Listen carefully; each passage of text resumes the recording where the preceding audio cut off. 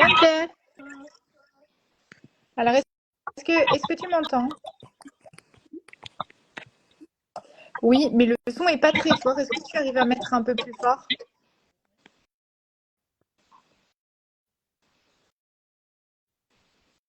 Je suis au mal. Je vais essayer de parler peut-être un peu plus fort. Là, je t'entends mieux. Super. Ah, super. Eh ben, on peut commencer alors. Du coup, je te remercie d'avoir répondu présente à mon invitation. Je vais me présenter. Pour commencer, je vais te présenter également Calipeton Formation et aujourd'hui, ensemble, on va parler du secourisme pédiatrique. Voilà, donc moi, je suis Harmonie Lopaki, orthophoniste, co-gérante également de l'organisme de formation Calipeton. Je co-gère avec une collègue kinésithérapeute Marion Foubert et une collègue Léna Kistrebert, ostéopathe. Et Calipeton Formation a pour but de proposer des formations à destination des professionnels de santé orientés en périnatalité. Voilà, et on a la chance en fait de t'accueillir pour une formation que tu vas donner l'année prochaine en 2025 qui va traiter du secourisme pédiatrique. Voilà, on en parlera tout à l'heure avec une petite surprise. Du coup, je vous conseille à tous de rester jusqu'au bout. Alors, je te donne la parole, Anne-Claire. Est-ce que tu peux te présenter, du coup, nous dire un petit peu qui tu es, ton parcours et ce qui t'a amené à t'intéresser au secourisme pédiatrique? Alors, du coup, bonjour à tous. Moi, je m'appelle donc Anne-Claire Launay. Je suis infirmière de formation. Ça fait 10 ans que, non, 17 ans que je suis diplômée. J'ai travaillé à peu près 10 ans à l'hôpital. Quand j'ai quitté l'hôpital, j'ai travaillé en crèche à temps partiel. En parallèle, je proposais en fait des ateliers massage bébé pour apprendre aux parents à masser leur bébé. Enfin, je propose toujours d'ailleurs, mais voilà, ça fait 8 ans que je fais ces ateliers-là. Et en fait, je crois que l'élément vraiment déclencheur de ma formation et de mon envie de former en fait les jeunes parents et les futurs parents et les professionnels au secourisme, c'est ces deux expériences en fait, puisqu'en crèche, je me suis rendu compte que pas mal de professionnels n'étaient pas formés ou avaient été formés pour certaines il y avait plus de 10 ans et que les parents qui venaient recueillir mon tâche bébé, c'est pareil, n'étaient pas formés, certains pas du tout, ou certains pareil depuis plus de 10 ans, voire 15, voire 20 ans des fois. Donc, et une maman un jour m'a dit, je crois que si ma mère n'avait pas été là, mon bébé serait mort. Et en fait, là, je me suis dit, mais c'est pas possible, en fait, c'est pas possible d'entendre ça. Je ne veux pas que Bien ce sûr. soit possible. Et donc, voilà, ça m'a motivée du coup à faire la formation en fait de formatrice sauveteur secouriste du travail pour avoir vraiment les références de l'INRS et être une formatrice voilà réglementée à jour voilà dans les connaissances. Et du coup de pouvoir créer ma formation spécifique professionnelle de la petite enfance, de l'enfance, de la périnatalité Oui, former les parents, futurs parents et tous ceux qui peuvent s'occuper d'un bébé en fait ou d'un enfant euh, pour former en fait spécifiquement aux gestes de premier secours du coup mais adaptés aux bébés et aux enfants qui sont bien sûr. souvent vus en formation mais pas beaucoup détaillés, qui sont vus Très bien. rapidement. On parle surtout voilà, des gestes d'urgence des adultes. Donc voilà, mon parcours et comment je suis arrivée à proposer ces formations. Eh ben, super. Et ben, du coup, je te propose de rentrer dans le vif du sujet, Anne-Claire. Est-ce que tu peux nous dire s'il y a des indispensables à connaître, voilà, à savoir pour un professionnel de santé en libéral qui n'a pas fait de formation secouriste et qui accueille du public tout jeune et tout petit? Ouais. C'est compliqué en fait de prioriser parce que tout est important en fait. Et c'est vrai que pour moi, la formation est indispensable parce qu'il faut savoir réagir. Si un bébé fait un malaise ou perd connaissance, il faut savoir quoi faire. Si un bébé fait un arrêt cardiaque, il faut savoir le détecter et agir vite. Bien sûr. Si c'est pareil, un adulte, hein, ça peut être le parent aussi qui fait un malaise, qui perd connaissance.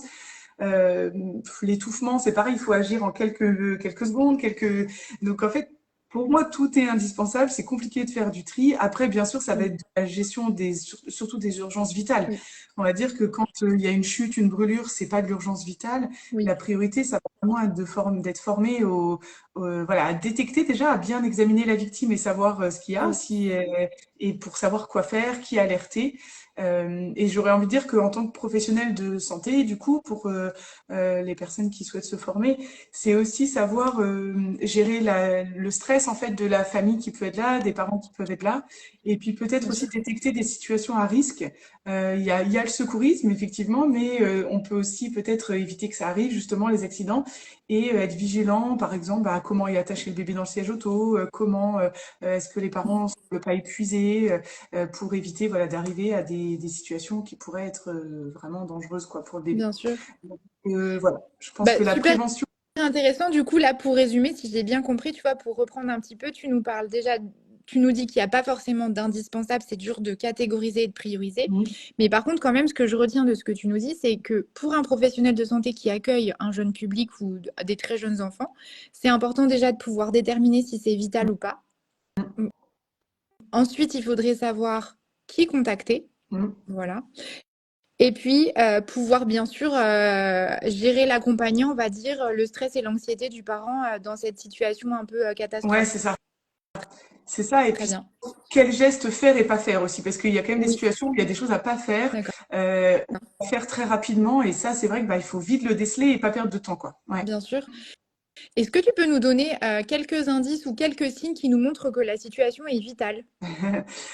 Alors, bah, ça va être ouais, l'examen de la victime. En fait, il y a D'accord. quelques situations où on est en urgence vitale, c'est l'étouffement. Donc Oui, l'étouffement, voilà, il faut le détecter rapidement. Il faut pas faire justement aussi la confusion entre une personne qui a du mal à respirer, qui tousse et qui essaye par elle-même, ou un enfant qui essaye par lui-même d'évacuer ce qu'il a pu avaler ou inspirer, et faire la différence entre un vrai étouffement du coup et ça, pour savoir justement quoi faire et pas faire. Parce que ce d'accord. qui peut être contre-productif, du coup, ça va être lui de taper dans le dos sur quelqu'un Oui, qui n'est pas vraiment en train de s'étouffer, alors que à l'inverse, quelqu'un qui est en train de s'étouffer, il faut vite lui taper dans le dos, quoi. Donc voilà, bien savoir sûr. bien examiner ça et prendre des décisions rapides, du coup, Oui. et pour ça, il faut bien connaître les signes, quoi. Donc de les... Et qu'est-ce que tu as d'autre éventuellement comme urgence vitale? Moi, par exemple, tu vois, ce qui m'est déjà arrivé en tant que libérale et en tant qu'orthophoniste, c'est d'avoir des crises d'épilepsie. Est-ce Ouais. qu'aujourd'hui, on caractérise la crise d'épilepsie comme étant vitale? Non, Non. c'est pas une urgence vitale. Les urgences vitales, D'accord. c'est vraiment l'étouffement, Oui, l'arrêt cardiaque, oui, forcément, l'arrêt respiratoire qui entraîne l'arrêt cardiaque, oui. et des saignements importants, une hémorragie, quoi. D'accord, très bien. Voilà. Après, le reste, ça peut se transformer en urgence vitale, Oui, mais sur le papier, des convulsions, non, c'est pas une urgence vitale. Il faut savoir les gérer parce que c'est très impressionnant. Et pareil, oui, il y a des choses à pas faire ou à faire, tout à mais fait. c'est pas vital. C'est la personne, la vie de la personne n'est pas en danger. Ok, très bien. Bah, merci pour ces précisions, du coup.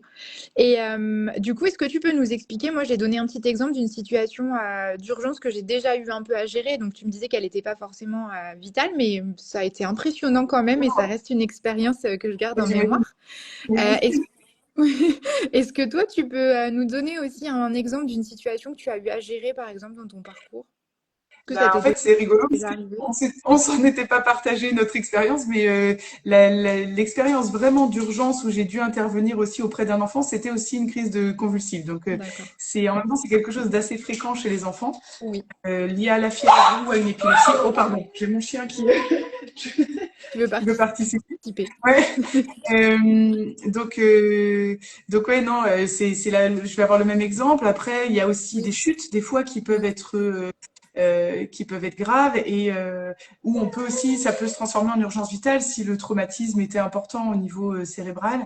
Donc là, c'est pareil, ça va être des signes vraiment à détecter rapidement si il n'y a pas des troubles de la conscience, Oui. si il n'y a pas un comportement inadapté. Enfin voilà, on va des vomissements, va falloir repérer en fait ces signes-là. Donc, Très bien. et donc moi, quand je suis intervenue, c'était aussi une crise convulsive. Donc, effectivement, D'accord. c'est très impressionnant. C'était en crèche. Et c'est vrai que bah, c'est l'importance aussi d'être formé en tant que professionnel, parce qu'en fait, moi, j'étais avec des professionnels de la petite enfance, mais étant infirmière, bah, ils m'ont considérée comme la référente, et ce qui est normal pour intervenir. Et en fait, ben, tous les professionnels de santé en libéral, si jamais il se passe quelque chose dans votre cabinet, on va compter sur vous, en fait. Parce Ok. que bah, les parents se disent, moi, je suis pas soignant, je suis pas professionnel, alors que là, vous l'êtes. Donc, ils vont très vite compter sur vous. Et Ouais, c'est là déléguer la responsabilité et effectivement donner la main pour toute la démarche à suivre en ça, fait. Donc ouais. c'est une démarche à connaître, Et tout il à faut la fait. connaître, voilà. voilà, et gérer ça, quoi, parce qu'effectivement, Oui. ouais, ouais, Et en plus, on peut rajouter que le parent étant assailli par les émotions, du coup, sur le coup, voilà, par tout ce qu'il peut connaître, parce que la situation lui paraît encore plus insurmontable qu'aux professionnels de santé. mm, Enfin, nous, je veux dire, on a ce recul encore possible, même si on est bien embêté dans cette situation-là et qu'on peut aussi facilement perdre nos moyens parce que c'est mm. impressionnant. Bah, voilà, on a ce recul, je dirais, avec moins d'affection, peut-être, moins d'émotion, du Ouais, coup, qui nous permet d'être plus bah rationnel. oui. Et On n'a pas, c'est pas notre enfant, effectivement, donc déjà forcément, on a quand même moins d'émotions que le parent qui est concerné, c'est sûr. Et on a aussi quand même notre formation de professionnel qui nous a appris oui, normalement à garder nos distances et à gérer en fait un peu des situations, alors, selon les formations de chacun et de chacune, mais oui, voilà, ça fait partie normalement de nos qualités professionnelles de gérer ça. Même si moi, la première étant infirmière, en ayant travaillé en réanimation, quand un bébé est en détresse vitale ou en malaise, même si c'était pas vital là par exemple pour la crise convulsive, ça reste très impressionnant. Et on sait quand même aussi que ça peut se transformer en situation plus grave. bien Et, sûr. euh, et donc oui, ça impressionne tout le monde. Et voilà, faut imaginer être à la place du parent et pouvoir assurer dans ces cas-là en tant que professionnel sur les deux plans, du coup gérer l'urgence et en même temps gérer la gestion des parents si s'ils sont là au moment de la crise, quoi, enfin, ou du Très problème. bien. Oh, ouais, super. On se rejoint sur cette idée-là, du coup, Anne-Claire, merci. Et du coup, est-ce que tu peux nous donner une idée reçue ou voilà, quelque chose qu'on entend beaucoup dans la société qu'il faut ne pas faire, justement, tu as évoqué des choses à ne pas faire. Ouais, les tables. Qu'est-ce qui est le plus véhiculé et quelle idée fausse on pourrait casser là aujourd'hui Alors, je dirais, alors j'en ai déjà cité une, donc je vais en citer une Oui, deuxième. Et du coup, alors la première, c'est l'étape dans le dos, clairement. Ça, je crois que c'est le truc oui, le plus véhiculé que les gens font, alors que la personne ne s'étouffe pas vraiment. En fait, hein, quelqu'un qui tousse, on va avoir le réflexe d'aller taper sur son dos, alors qu'il faut pas le faire. Ça, je pense que clairement, c'est la première chose.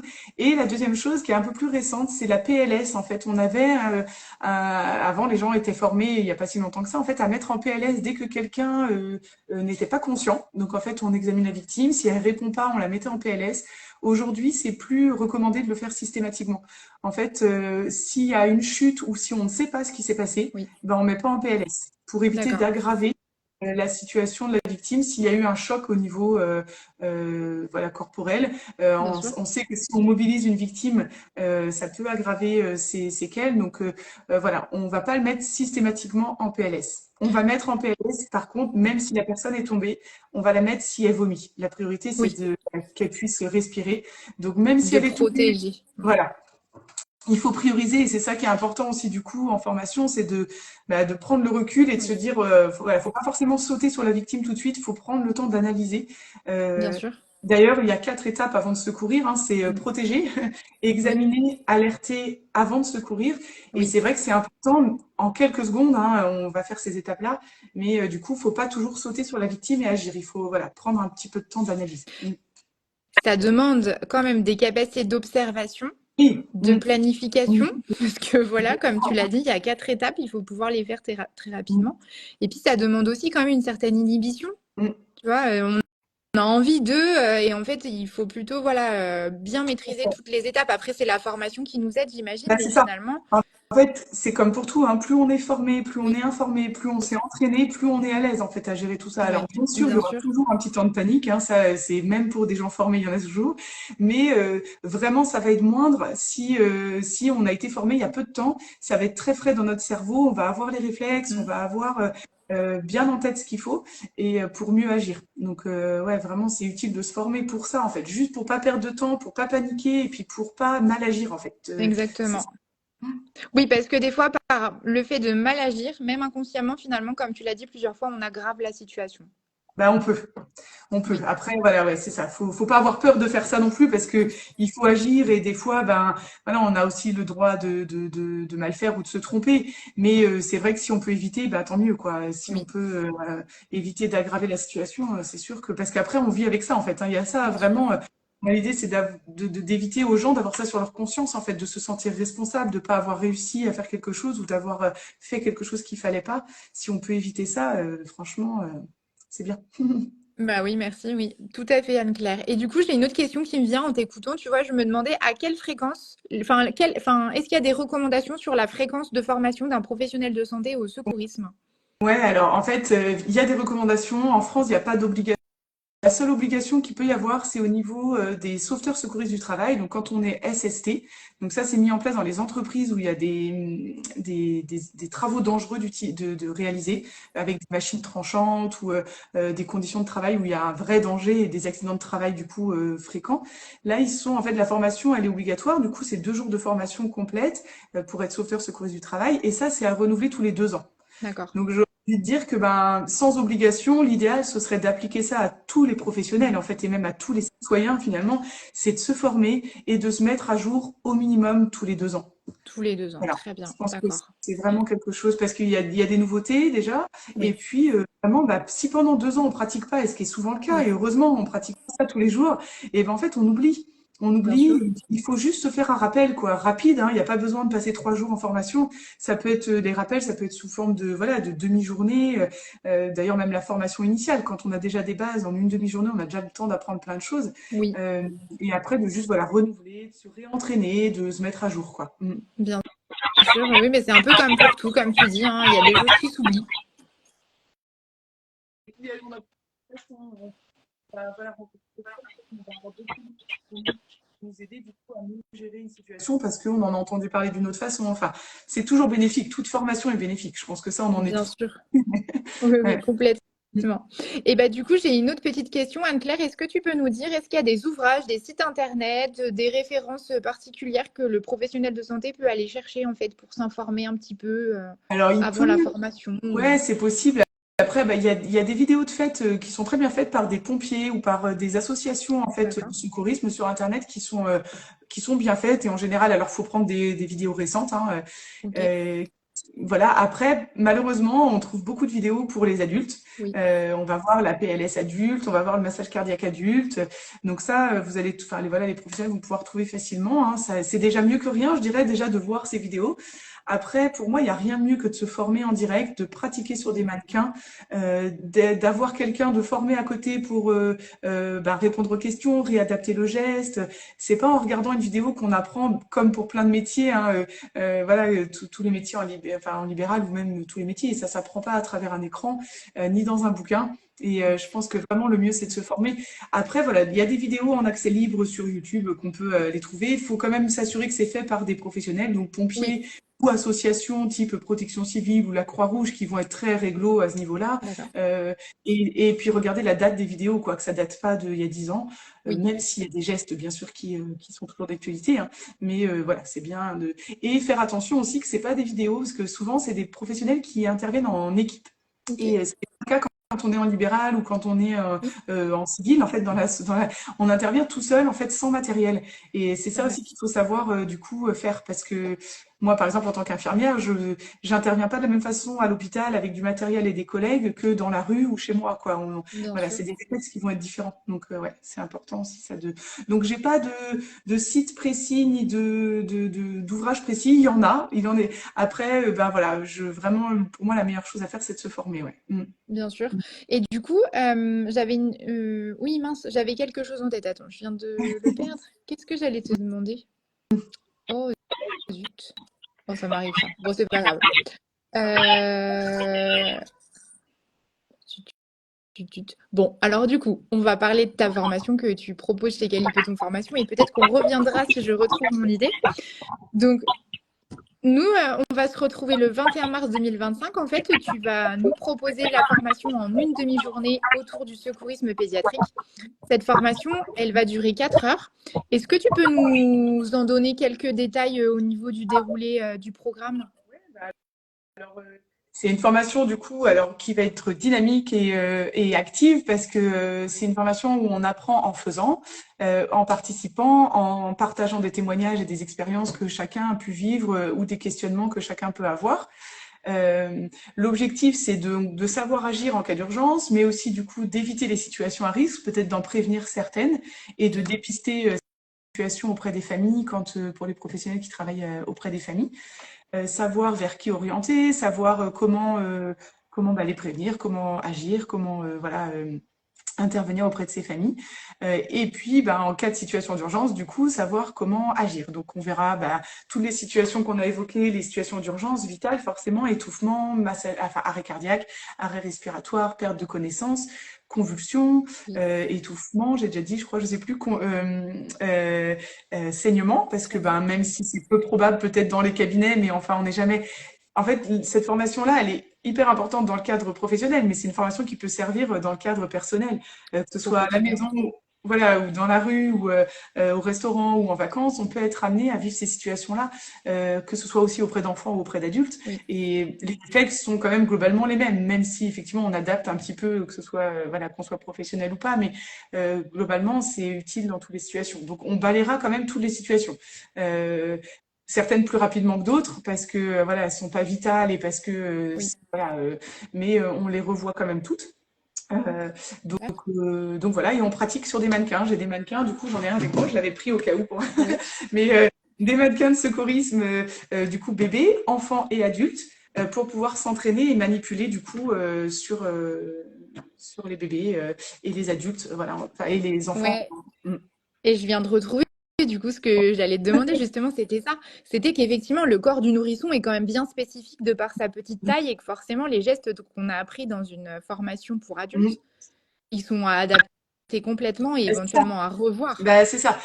Parce qu'en plus, souvent en formation adulte, il y en a beaucoup qui me disent qu'ils avaient jamais manipulé sur un bébé, quoi. Parce qu'il y a des formateurs qui ont peut-être pas les bébés, ou alors Oui, le ils oublient de buste. parler parce que D'accord. ils sont tellement habitués à faire la formation pour adultes et qu'en général, si on n'a pas une population spécifique de parents ou de professionnels qui travaillent avec les enfants, en fait, on va parler adultes et c'est vrai que voilà, l'intérêt d'avoir des mannequins adaptés. Donc j'ai des bébés, des enfants et des adultes. Ça permet de manipuler, par exemple, le massage cardiaque. La résistance n'est pas du tout la même sur mon poupon au bébé, où c'est assez Oui. facile de faire. Sur mon mannequin adulte, c'est assez ressemblant à la réalité, c'est beaucoup plus dur. Donc voilà, ça permet aussi de tester et même si c'est pas la réalité bien sûr, mais ça s'en rapproche quand même, et donc de voir à peu près la force qu'il faut mettre pour faire le massage cardiaque par exemple, ou pour faire les insufflations. Très bien. Ah, super, merci beaucoup Anne-Claire de nous avoir précisé tout ça du coup. Et bien moi je reviens sur la petite surprise que j'ai annoncée au début du live en fait. Donc la formation elle se déroule le 21 mars 2025 à Vannes et la petite surprise c'est qu'elle est gratuite. En fait voilà, chez Calipeton ça nous semblait être une formation d'utilité publique de le secourisme pédiatrique. On part du principe que tous les professionnels de santé devraient se former, Ça l'aide, en tout ouais. cas tous les professionnels de santé de la petite enfance qui accueillent un public jeune dès le plus jeune âge, devrait connaître les gestes de secours adaptés aux nourrissons. Et puis, tu l'as dit tout à l'heure, j'ai trouvé le mot très fort aussi, c'est un devoir civique. C'est-à-dire qu'effectivement, on est professionnel de santé, mais en fait aussi, on est parent. Demain, on peut être aidant et secouriste, témoin en tout cas d'un accident dans la rue. Et en fait, ça fait appel à notre devoir civique de savoir ou de pouvoir se former au secourisme pédiatrique. Ouais, Donc tout la à fait. formation, elle est gratuite, elle est déjà bientôt pleine, il reste que quelques places, je crois qu'il reste trois ou quatre places. Donc voilà, n'hésitez pas si jamais vous avez envie de rejoindre Anne-Claire et le groupe qui se constitue actuellement le 21 mars donc sur Vannes. Et puis vous retrouvez toutes les informations, toutes les infos incontournables sur le site internet de calipetonformation.com. Est-ce que tu as un dernier petit mot, Anne-Claire, à dire éventuellement à toutes les personnes qui vont écouter ce live? Et ben, de venir vous former, Oui, de venir vous bien sûr. former pour vous, pour vos patients, pour votre famille, effectivement, parce que c'est pas que pour le cadre professionnel. Et vraiment, c'est des gestes simples, c'est une formation courte, efficace, rapide, dynamique, vraiment, et ça peut permettre de sauver des vies. Et en fait, je trouve que ça n'a pas de prix, quoi. Et on peut Bien pas sûr. passer à côté de ça, quoi. Il suffit juste d'apprendre quelques gestes et de savoir quoi faire. Donc vraiment, ouais, faut se former pour votre vie professionnelle et votre vie personnelle et se mettre à jour pour ceux qui ont déjà été formés, se mettre à jour et venir s'entraîner parce que voilà, c'est jamais trop frais dans la tête quand ça arrive. Mm. Mm. Bien sûr. Super. Merci beaucoup, Anne-Claire. C'était un plaisir de discuter avec toi sur ce sujet-là. Ben, merci à toi et merci à Calipeton et puis à tous ceux qui sont déjà inscrits. Voilà, exactement. Et du coup, on vous donne rendez-vous le 21 mars. Anne-Claire, du coup, je te souhaite un très bel après-midi. Merci. Et puis, j'aurai plaisir à te réaccueillir sur une thématique similaire dans quelques mois ou l'année prochaine Avec si tu es plaisir. partante. Mm. Eh ben, merci Bonne journée à tous. beaucoup. Bonne Merci. journée. Au Au revoir. revoir.